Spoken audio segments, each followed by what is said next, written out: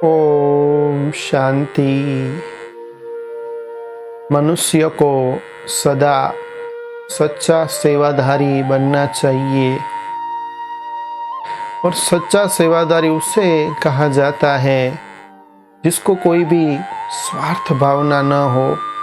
जब कोई भी व्यक्ति की हम निस्वार्थ भाव से सेवा करते हैं तभी उसके दिल को हम जीत सकते हैं।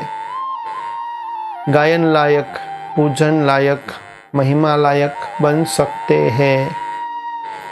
तो दूसरे के जो कष्ट है, दूसरों का जो दुख दर्द है, उसको मिटाने के लिए ऐसा समझे कि हम सभी आपस में भाई भाई है, ये हमारा ही भाई है, हमारी ही बहन है। इसका दुख सो मेरा दुख, तो उसका दुख दूर करने के लिए हृदय के अंदर, मन के अंदर कोई भी स्वार्थ वृत्ति भावना नहीं होनी चाहिए।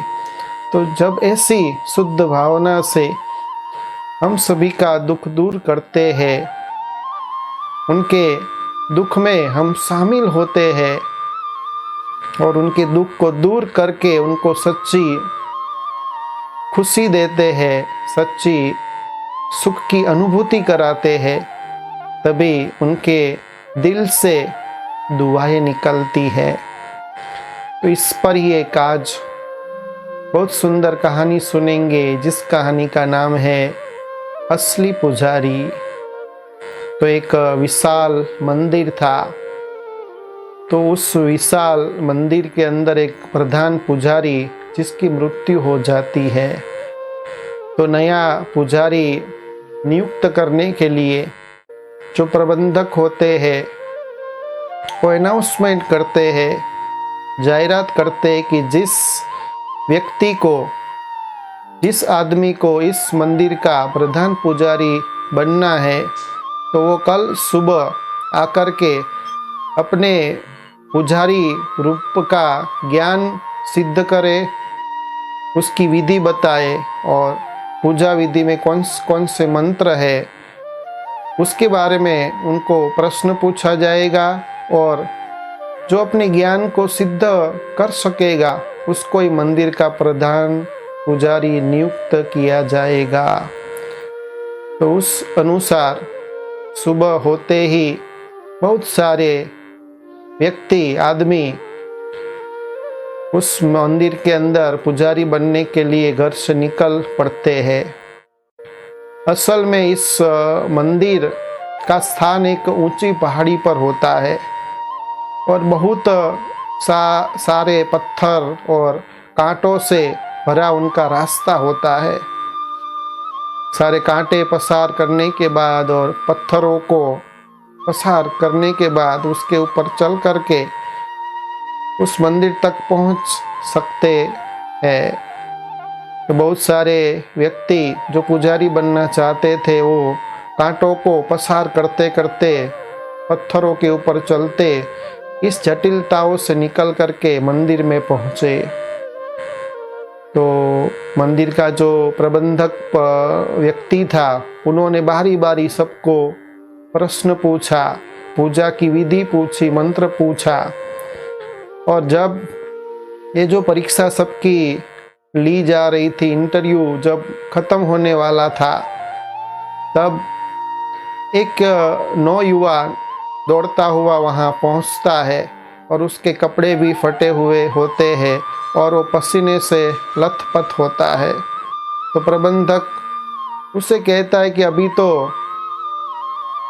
ये जो परीक्षा है, ये जो इंटरव्यू है, ये तो पूरा होने वाला है, ये तो सुबह से चालू हुआ, तुझे इतनी देरी क्यों लगी? तब वो नौयुवान कहता है कि मैं तो सुबह घर से तो टाइम पर निकल गया था, परंतु जब ये मंदिर के रास्ते में पहाड़ी पर चढ़ रहा था तो इसका ये रास्ता बहुत जटिलता से भरा था, बहुत जगह कांटे थे, पत्थर थे।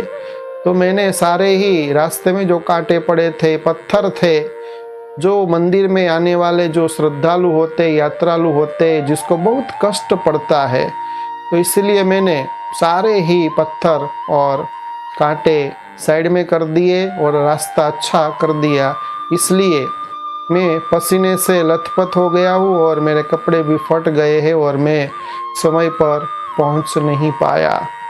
तब वो प्रबंधक उससे पूजा विधि पूछते हैं और मंत्र पूछते हैं, तो वो सही पूजा विधि बताते हैं, मंत्र कहते हैं। तो वो प्रबंधक उसको कहता है कि कल से तुम इस मंदिर के पुजारी बन गए हो और कल से आप यहाँ पूजा करने के लिए आ जाना।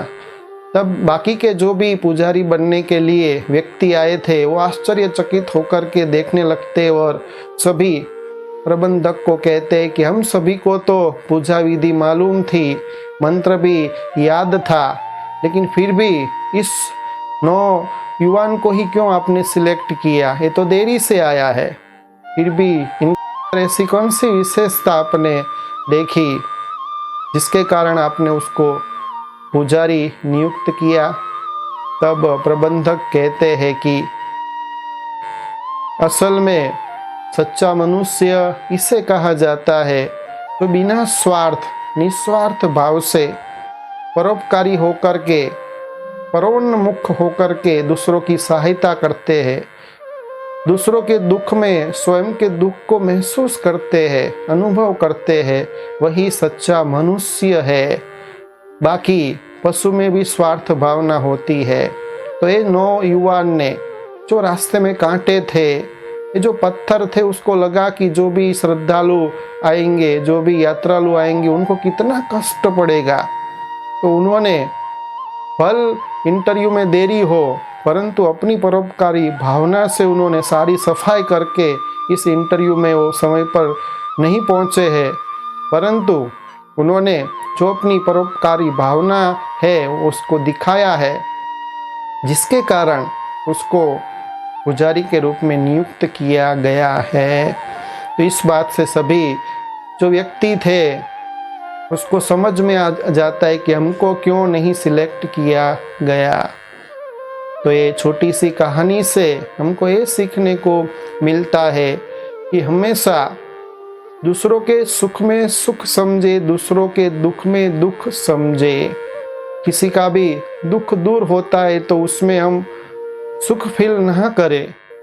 कई तो ऐसे होते हैं कि दूसरे जब दुखी होते हैं तो उनको बहुत मजा आती है, लेकिन जैसी आप मजा लेते हो तो एक दिन ऐसा आएगा कि वो दुख आपके पास भी आ सकता है। तो हमेशा हमको मनुष्य तन मिला है, प्राणी के अंदर भी स्वार्थ भावना होती है, उसको तो सच्ची समझ नहीं है, बुद्धि नहीं है। तो परमात्मा ने हमको मनुष्य तन दिया है, तो मनुष्य का परम कर्तव्य ये है कि सच्ची भावना से कोई भी स्वार्थ नहीं होना चाहिए कि मुझे मिल जाए, मुझे प्राप्ति हो जाए, इसलिए इसको मैं मदद करूं, सहाय करूं, इसके दुख को दूर करूं। तो वही सच्चे संत की निशानी है, सच्चे महात्मा की निशानी है, और वही व्यक्ति आगे बढ़ता है जो परोपकारी है, और वही सभी लोगों के बीच में नामना प्राप्त करता है, उनकी ही महिमा होती है। बाकी सारी दुनिया स्वार्थ से तो सब काम करते हैं। तो जैसे कहानी में भी दिखाया है कि वो व्यक्ति नौजवान था, उसको ही क्यों सिलेक्ट किया गया? क्योंकि उन्होंने ऐसा समझा कि ये जो कांटे हैं, पत्थर है, दूसरों को न लगे, दूसरे अपनी यात्रा को सुलभ कर सके, आसानी से वो मंदिर में पहुंच सके, तो दूसरे को दुख को, कष्ट को अपना समझा और सारा ही सफाई उन्होंने कर दी। तो प्रबंधक ने उसको ही पुजारी के रूप में नियुक्त किया। तो हम भी हमारे फील्ड के अंदर जहाँ भी हम नौकरी करते हैं, जहाँ भी संबंध संपर्क में रहते हैं, जिस फील्ड में है, अगर आगे बढ़ना चाहते हैं तो ऐसे ही हमको कोई देख नहीं रहा है, लेकिन हम अपने आप को देख रहे, और जो भगवान है, परमात्मा है, वो हमें देख रहा है। देखा देखी से काम न करे, सच्चे हृदय के साथ, जब सच्ची भावना के साथ हम कार्य करते हैं तो एक दिन ऐसा आएगा कि वो परमात्मा आपको प्रत्यक्ष अवश्य करेगा। ये आपकी परोपकारी जो भावना है, आपने जो दुआएं ली है, वही भविष्य में महिमा योग्य, पूजनीय, गायन योग्य बन जाती है। इसलिए हर परिस्थिति के अंदर कुछ भी हो जाए, अपने परोपकार की जो वृत्ति है वो कभी भी नहीं छोड़नी चाहिए। अच्छा, ओम शांति।